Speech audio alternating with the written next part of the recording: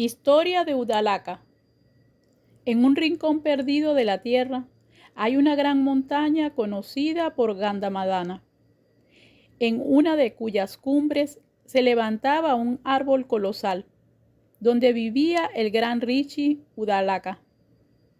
Desde muy joven había aspirado a alcanzar la sabiduría por su propio esfuerzo. Por aquel entonces todavía tenía un entendimiento escaso y una mente muy inquieta, aunque estaba dotado de un corazón puro y bondadoso. Practicaba continuas penitencias, estudiaba las escrituras y frecuentaba la compañía de los santos, por lo que su sabiduría se desarrollaba positivamente. Un día, sentado en un lugar solitario, reflexionaba: ¿qué es la liberación que se considera el objeto más preciado que se puede conseguir y que nos libra del sufrimiento y de la reencarnación? ¿Cuánto tiempo debo permanecer todavía en este estado? ¿Cuándo cesarán mis agitaciones mentales producidas por los deseos? ¿Cuándo podré librarme de todos mis pensamientos, de hacer o dejar de hacer cosas determinadas? ¿Cuándo dejará mi mente de sufrir contrariedades, aunque siga viviendo en el mundo como el loto que vive en el agua pero no es manchado por ella? ¿Cuándo podré cruzar con ayuda del barco de la sabiduría el temible océano del Sansara? ¿Cuándo seré capaz de contemplar las actividades de la gente como si fueran juegos? ¿Cómo podrá la mente alcanzar el perfecto equilibrio? ¿Cuándo cesará la ilusoria división de lo sujeto y lo objeto, por medio de la experiencia de la conciencia infinita? ¿Cuándo seré capaz de captar el concepto del mismo sin quedar envuelto en él? ¿Cuándo podré vivir en una cueva en perfecta tranquilidad, firme como una roca que no siente ningún movimiento de la mente? Reflexionando sobre esos temas, Udalaka continuaba en meditación, pero su mente seguía agitada. A veces su mente se olvidaba de los objetos externos y permanecía en un estado de pureza. Otras veces se sentía gravemente perturbado, angustiado por estos bruscos cambios. Vagaba por el bosque sin descanso. Un día llegó a un solitario claro del bosque que no había visto nunca anteriormente, y descubrió una cueva que le parecía muy adecuada para conseguir el estado de calma que tan ansiosamente buscaba. Era un lugar delicioso, amenizado por frescas plantas, rodeado de hermosas flores que resplandecían como una esmeralda tallada en la vegetación. Udalaka penetró en la deliciosa cueva y se sentó en postura de meditación. En su deseo de conseguir el estado mental sin movimiento del pensamiento, concentró su atención en las tendencias latentes y reflexionó en su interior. ¿Qué relación tiene la mente con este mundo objetivo? Los sabios no entran en contacto con eso que llamamos placer, y más tarde se convierte en dolor. El que abandona la paz suprema que late en su interior y corre en busca de placeres sensibles, huye de un delicioso jardín para ir en un bosque de hierbas venenosas. Vayas donde vayas, jamás encontrarás la paz suprema si no has encontrado en ti la perfecta tranquilidad. Abandona, por tanto, mente, todas tus expectativas y deseos, porque todos esos atractivos objetos naturales, existentes o no existentes, no tienen que ver nada con tu felicidad. No te dejes engañar como el ciervo, que es capturado con sonido de música y campanas, ni con el elefante macho, que es atrapado con el señuelo de la hembra, ni con el pez, cuyo hambre le empuja al anzuelo mortal, ni como la mariposa nocturna, atraída por la luz de la llama que terminará por abrazarla, ni como la abeja cuyo olfato la conduce a la flor que se cierra atrapándola en su interior. Todos estos seres que he referido son esclavos de uno de los sentidos: el ciervo del oído, la abeja del olfato, la mariposa de la vista, el elefante del tacto y el pez del gusto. Pero tú, que eres víctima de los 5, ¿cómo podrás llegar a ser feliz? Igual que el gusano de seda teje su capullo y queda preso en él, la mente segrega la tela de los conceptos para quedar presa en ella. Cuando te libres de todo esto, superes el miedo a la vida y a la muerte y consigas una total ecuanimidad, habrás alcanzado la mayor victoria. Por el contrario, si te implicas en este perpetuo cambio fenoménico que llamas mundo, quedarás sumido en el dolor. Investigación de la mente. ¿Por qué te hablo así, mente? ¿Por qué cuando uno investiga la verdad, descubre que no hay nada que pueda ser llamado mente? La mente solo es el producto de la ignorancia. Cuando se agota la ignorancia, la mente se agota con ella. Por tanto, no eres más que una cosa en proceso de desgaste. Sería estúpido e insensato enseñar a alguien que está en vías de desintegración. Puesto que día tras día te debilitas y te desgastas, renuncio por completo a ti. Los sabios no tocan las cosas que deben ser abandonadas. Yo soy la conciencia homogénea y el infinito sin ego. No tengo nada que hacer contigo, que eres la causa del ego. El ser infinito no puede ser abarcado por la mente, como un elefante no puede caber en una manzana. La conciencia que se ha limitado a sí misma por un proceso de autolimitación es conocida como mente. Pero eso es el resultado de la ignorancia y no podemos aceptarlo. El sentimiento del ego o ahankara es un concepto infantil e ignorante, que solo puede ser creído por alguien que no investigue directamente la verdad.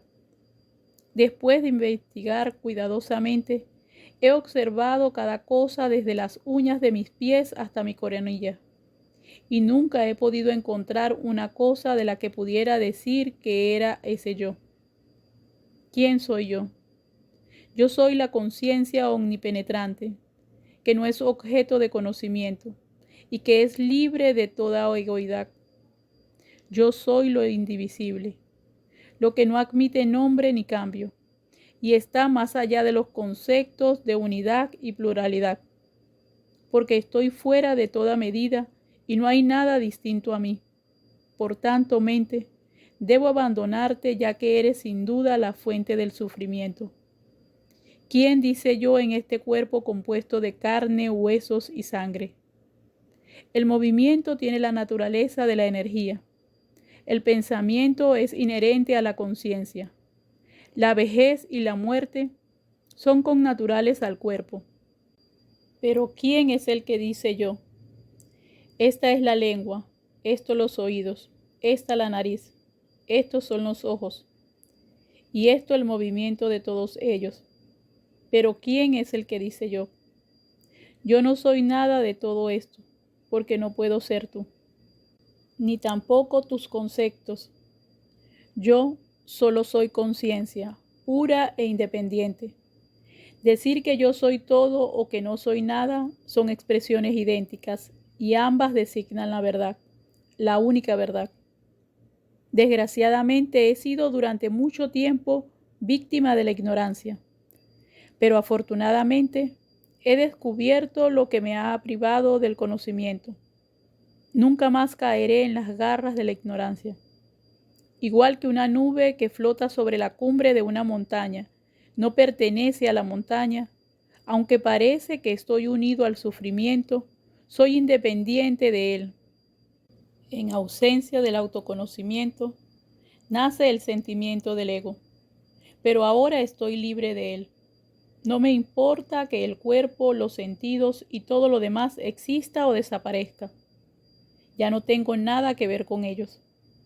Los sentidos existen para poder entrar en contacto con los objetos y servirlos de causa. Pero, ¿Quién es ese yo que aparece ilusoriamente en el pensamiento cuando digo yo veo esto o este soy yo?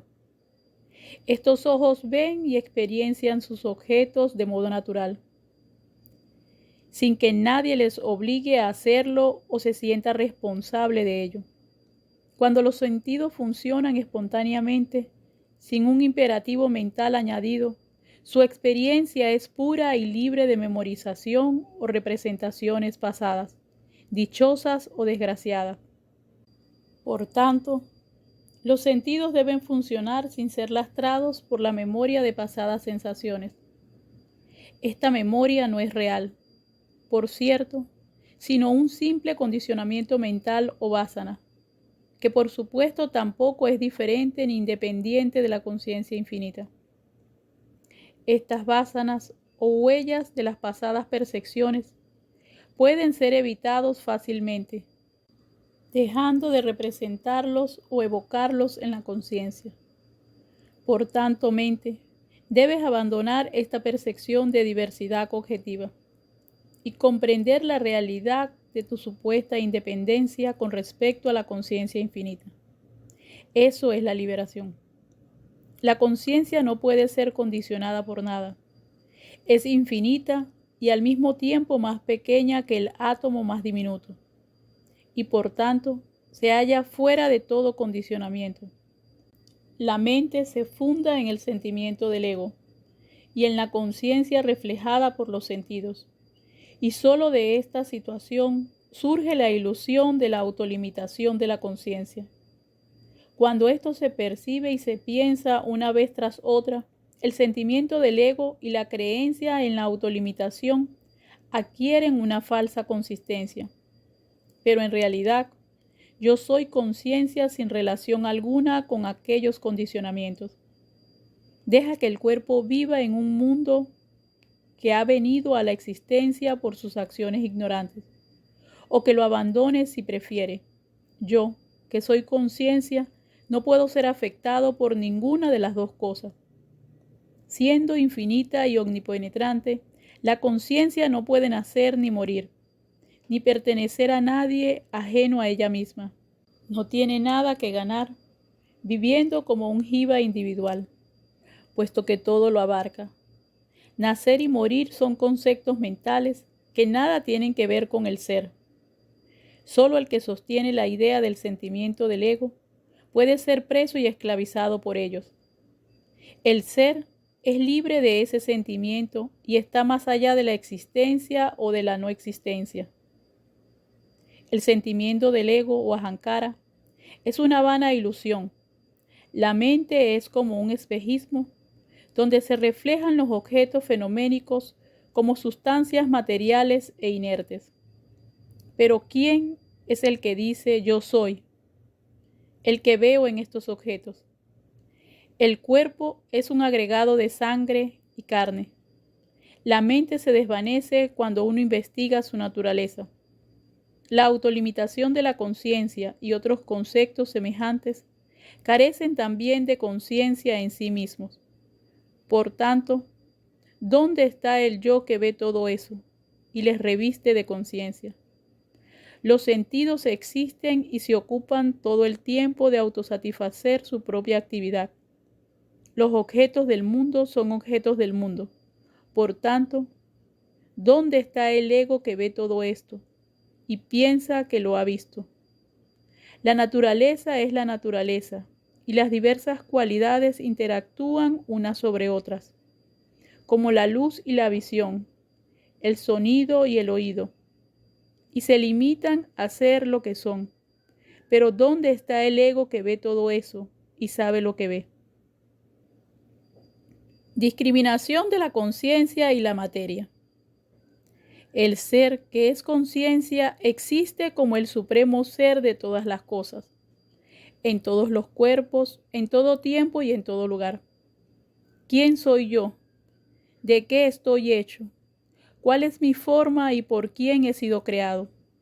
¿Y qué puedo adquirir o rechazar? No hay nada que pueda ser llamado yo, pues no se manifiesta como el resto de las cosas materiales. Pero si el sentimiento del ego no es verdadero, ¿Cómo puede pensarse y a quién puede referirse? ¿Cómo se comprende profundamente que no hay relación alguna entre el sentimiento del ego y cualquier otra cosa posible? Se desvanece la falsa noción de dualidad.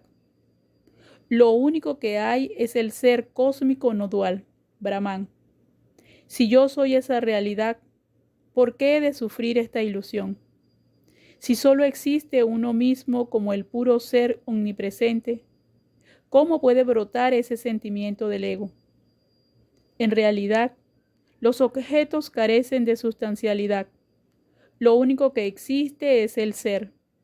Y por tanto, aunque asumamos la sustancialidad material como algo real, ¿cómo puede tener relación alguna con el ser? Los sentidos funcionan como sentidos, la mente como mente, pero la conciencia no es afectada por nada de esto. Por consiguiente, ¿qué relación puede haber entre ellos? ¿Y cómo puede producirse? Dado que la conciencia está enfrentada a todo lo material, no podemos asumir una relación entre ambos. Cuando ha surgido el falso sentimiento del ego, surgen las falsas nociones de aquí y allí, lo mío y lo tuyo. Pero cuando se comprende que todas estas ideas son trampas o trucos del propio sentimiento del ego, desaparecen de inmediato. En verdad, solo existe el ser, y debemos comprender que todo esto es Brahman o el ser cósmico. La ilusión que se conoce como sentimiento del ego es como el color azul del cielo. Lo mejor es no mantener esta idea ni un momento más y abandonarla por completo. Cuando hemos abandonado la raíz del sentimiento del ego, vivimos en el ser cuya naturaleza es la paz. El sentimiento del ego o ahankara es la fuente inagotable del sufrimiento, la tristeza y las malas acciones. La vida termina con la muerte y la muerte conduce al nacimiento, de modo que todo lo que existe está ininterrumpido por un propio fin, lo cual es absurdo. Tales ideas alimentadas por el sentimiento del ego producen angustia y dolor interminables. La ansiedad causada por el deseo de conseguir una cosa o por haber perdido otra, mantienen al ignorante en perpetua agitación. Las ideas de lo que es y lo que no es producen inquietud mental en el ser que asume el ego.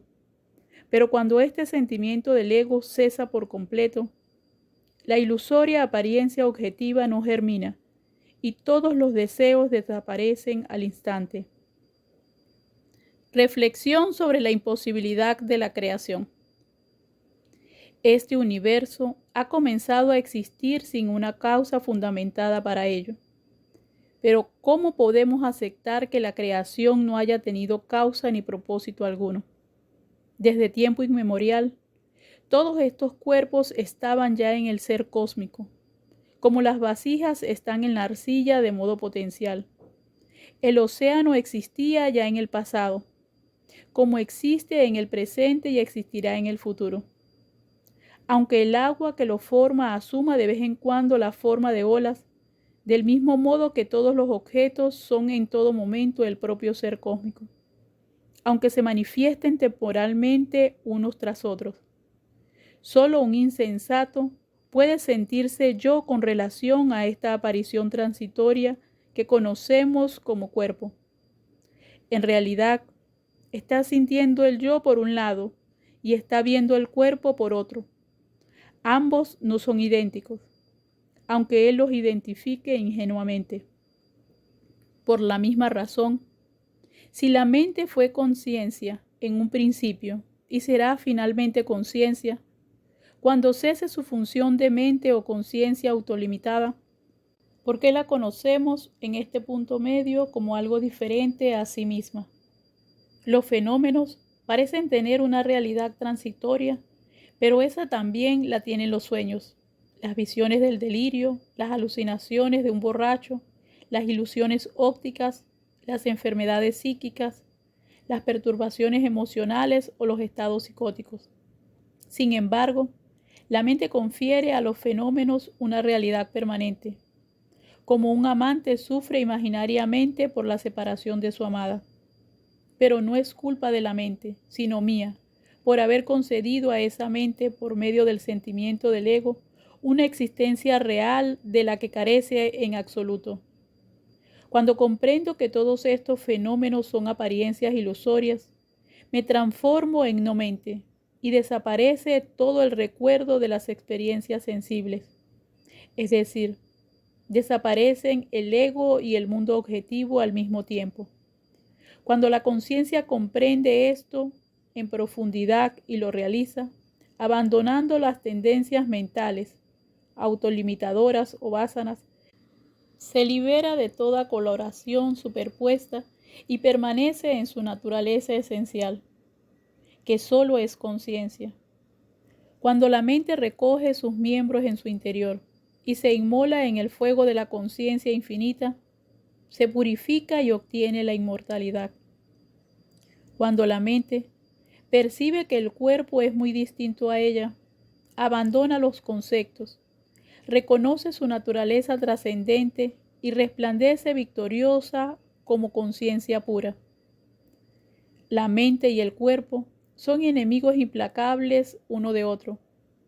La dicha suprema requiere la destrucción de ambos, porque mientras están juntos, surge la multitud de problemas a causa de su mutua conflictividad. La mente produce el cuerpo por su fuerza mental, y durante toda su vida lo alimenta y sostiene a fuerza de dolor. Atormentado por ese sufrimiento, el cuerpo quiere destruir a la mente, que es su propio padre. En este mundo no hay amigos ni enemigos.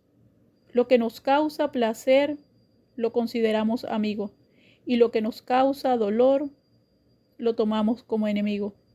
Puesto que el cuerpo y la mente están permanentemente ocupados en su mutua destrucción, ¿cómo podemos experienciar la felicidad?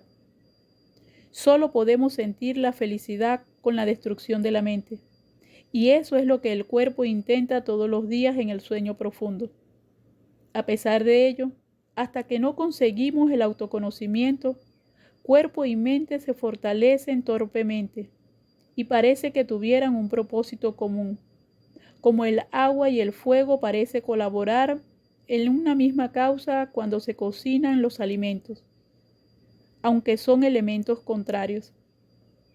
Si la mente deja de existir, el cuerpo también deja de existir, a causa de la detención de la fuerza mental o tendencias innatas que llamamos vásanas.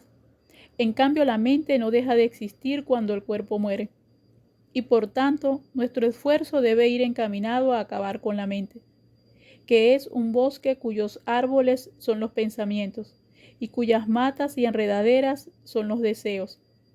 Al desunir todo esto, alcanzamos la felicidad. Si la mente muere y el cuerpo sigue existiendo, eso no tiene ninguna importancia y no debe preocuparnos en absoluto. Es evidente que no soy el cuerpo, porque un cadáver no se mueve. Donde hay autoconocimiento no hay mente ni sentidos, ni tendencias, ni costumbres, ni conceptos, ni percepciones. Yo he alcanzado ese estado supremo y he vuelto victorioso de la batalla. He alcanzado la liberación que podemos llamar moksha o nirvana. He superado todas las relaciones entre la mente, el cuerpo y los sentidos. Como el aceite que brota al exprimir las semillas ya no tiene ninguna relación con dichas semillas. En este momento, la mente, el cuerpo y los sentidos son para mí meros entretenimientos. La pureza, la total posesión de todos los deseos y sin embargo su ausencia total. La amistad con todo lo creado, la verdad, la sabiduría, la tranquilidad y la dicha suprema, la dulzura de expresión, la suprema magnanimidad, la fijación de la atención en un punto, la comprensión profunda de la unidad cósmica, son mis constantes compañeros, puesto que en cada momento y en cada lugar, todas las cosas ocurren como tienen que ocurrir. No siento deseo ni aversión hacia ninguna de ellas, ya sean agradables o desagradables. puesto que toda ilusión ha llegado a su fin. La mente ha cesado de existir y todos los malos pensamientos se han desvanecido. Descanso tranquilamente en mi propio ser. Práctica yógica del Om. Cuando Uddalaka concluyó estas reflexiones, se sentó en la posición del loto o Parmasana y continuó en meditación con los ojos entornados. Entonces, utilizó la sagrada sílaba Om, que conduce al estado supremo. Entonó el Om de tal forma que sus vibraciones le inundaron de ser hasta la coronilla. Como primer paso de su práctica, exhaló totalmente su respiración. Era como si su fuerza vital o prana le hubiera abandonado por completo y flotara en el espacio de la conciencia pura. El fuego que brotó de su corazón abrazó todo su cuerpo. En un segundo paso de su práctica de la sílaba sagrada Om, alcanzó el estado de equilibrio y consiguió una retención espontánea del prana, sin agitación o vibración alguna. La fuerza vital quedó quieta como si no estuviera dentro ni fuera, delante o detrás. Después de reducir su cuerpo a cenizas, el fuego le consumió por entero y se desvaneció en el aire. Solo quedaron visibles las propias cenizas. Era como si los huesos se hubieran convertido en alcanfor, que se utiliza para los ritos de los templos. Esas cenizas fueron arrastradas por el viento poderoso y dispersadas en el espacio. En un tercer paso de su práctica, cuando la palabra sagrada Om alcanzó la culminación de su tranquilidad esencial, volvió a inspirar, es decir, a atraer la fuerza vital hacia su interior. Después, esta fuerza vital, que había estado en el dichoso centro de la conciencia, volvió a extenderse por el espacio como una fresca brisa. Estas fuerzas alcanzaron la región de la luna y desde allí proyectaron benéficos rayos que hicieron llover de nuevo las cenizas del cuerpo que el viento había dispersado por el espacio. Iluminación de Uddalaka. Al instante, de aquellas cenizas brotó el cuerpo luminoso del señor Vishnu. Con 4 brazos, Uddalaka tomó entonces la forma de la divinidad. Todo su ser se transformó en la divinidad. La fuerza vital o prana saturó su kundalini interior, que subía por su cuerpo siguiendo una espiral. El cuerpo de Uddalaka, que seguía sentado en posición de loto, se encontró completamente purificado y consolidó su postura. Controló totalmente sus sentidos y procedió a liberar completamente a su conciencia de todo movimiento del pensamiento. Con su mente libre de cualquier distracción, sus ojos semicerrados, quietos y sin movimiento alguno, su mente firme en el silencio interior y las 2 fuerzas vitales, el prana y el apana, en completo equilibrio. Retiró sus sentidos del contacto con los objetos, como el aceite se separa de la semilla. A continuación, tomó conciencia de las tendencias mentales producidas por las experiencias pasadas, y la conciencia perdió todo condicionamiento alcanzando una pureza definitiva. Después, cerró firmemente el ano y los otros orificios del cuerpo, y con su fuerza vital y su conciencia libres de toda exteriorización, introdujo su mente en el corazón, o Hridayan. La mente de Uddalaka había alcanzado el silencio absoluto, y ninguna distracción podía afligirlo en ese momento. En tal estado, vio en su corazón la oscuridad de la ignorancia que velaba la luz del autoconocimiento. La luz del conocimiento que brotaba de él despejaba aquella oscuridad en su interior. Cuando esa luz se interrumpía, el sabio sentía sueño, pero también superaba la oscuridad del sueño. Cuando vencía aquella somnolencia, la mente del sabio tornaba formas brillantes. El sabio apartaba su conciencia de aquellas visiones, y entonces le sobrevenía una infinita lasitud, como si estuviera enfermo, pero también superaba aquella inercia y a continuación la mente quedaba en un estado distinto a los que hemos descrito. Después de permanecer un tiempo en tal estado, su mente despertó a la experiencia de la existencia de la totalidad. Inmediatamente después de esto, experienció la conciencia pura, esa conciencia que hasta entonces había estado asociada con otros factores. Había obtenido por fin su absoluta independencia, como cuando el agua sucia de una vasija se evapora por completo y el lodo que deja se funde con el barro de la vasija, formando una misma sustancia con ella. Igual que la ola se sumerge en el océano y se funde y confunde totalmente en él. La conciencia que abandona la percepción objetiva obtiene su pureza definitiva. Událaka estaba iluminado. Disfrutaba de la suprema felicidad, Ananda, que disfrutan los dioses y el mismo Creador. Su estado estaba más allá de toda descripción posible. Era uno con el océano de felicidad del ser, Sat-Chit Ananda. Inmediatamente, Událaka captó en la conciencia infinita a los demás sabios, pero no se dio cuenta de ello, pues continuaba experienciando la dicha suprema.